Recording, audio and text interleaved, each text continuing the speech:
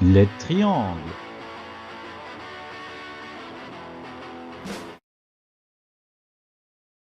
L'objectif de cette vidéo sera de voir avec toi de façon complète, bien exhaustive, les différents types de triangles. Commençons par un petit rappel sur les triangles. Alors c'est pas bien compliqué, tu prends ta latte, tu traces 3 lignes, et pour plus que tes 3 lignes soient séquentes, tu obtiens un beau triangle. C'est aussi simple que ça.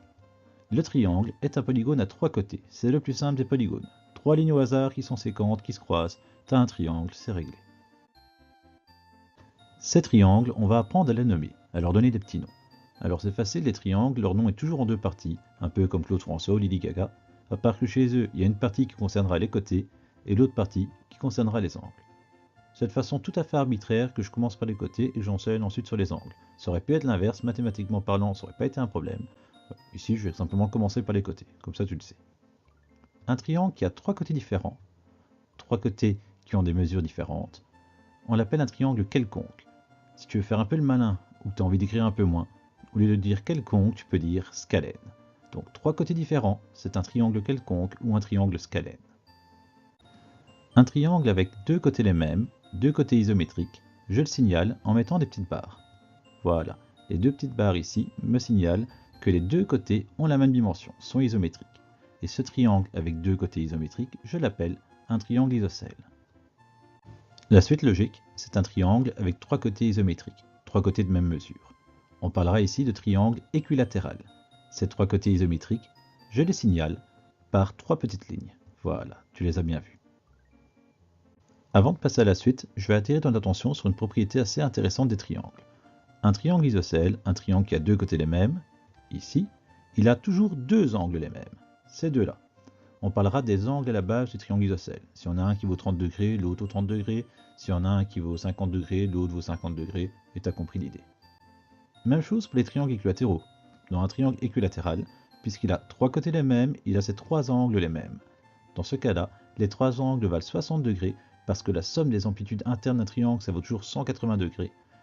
Tu le sais peut-être pas encore, si tu veux en être sûr, j'ai une vidéo là-dessus, suffit de cliquer sur le lien. Passons maintenant aux angles. Un triangle qui a 3 angles aigus.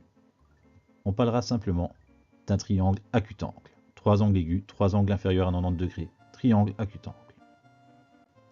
Un triangle avec un angle droit, un angle égal à 90 degrés. Ici, tu vois, j'ai mis le symbole pour indiquer que c'est un angle droit. Eh bien, c'est un triangle rectangle. En fait, techniquement, ce triangle, si tu traçais la diagonale dans un rectangle, ça donnerait ce triangle-là. Un triangle avec un angle droit, signalé ici par le petit coin dans l'angle droit. Triangle rectangle. Pour terminer, un triangle avec un angle obtus, un angle supérieur à 90 degrés, celui-ci, c'est un triangle obtusangle. C'est super simple à retenir, un angle obtus, obtusangle. Combien de types de triangles est-ce qu'on va pouvoir former avec tout ça? Eh ben, il est possible que tu te sois dit, 3 noms pour les côtés, 3 noms pour les angles, 3 fois 3, 9, il y aura 9 types de triangles différents.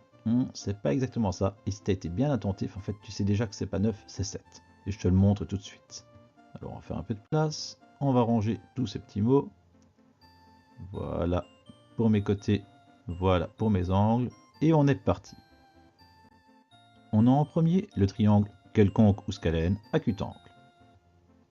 3 côtés différents, 3 angles aigus. Ensuite le triangle quelconque ou scalène rectangle, 3 côtés différents et un angle droit. Bien signaler l'angle droit avec un dessin, c'est très important. Le petit symbole, il faut toujours le mettre pour bien signaler que c'est un angle droit.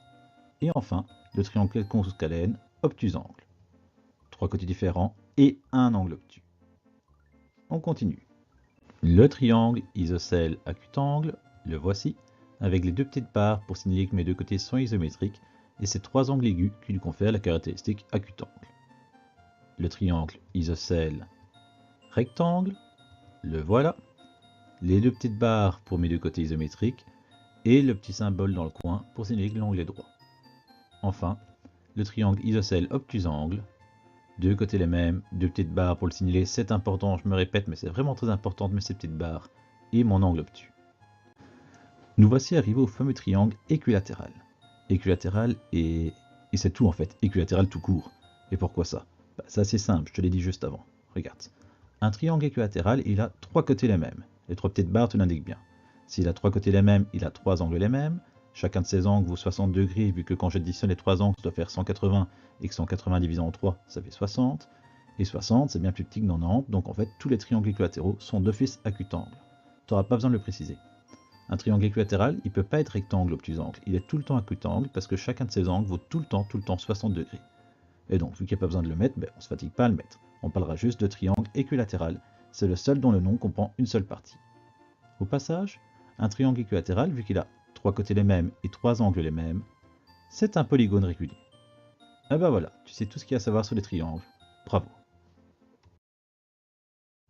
Félicitations, tu es arrivé au bout de cette vidéo. J'espère que tu as tout compris. Si ce n'est pas le cas, n'hésite pas à te la repasser. Et si ça va toujours pas, tu lèves la main et comme d'habitude, je viens t'aider.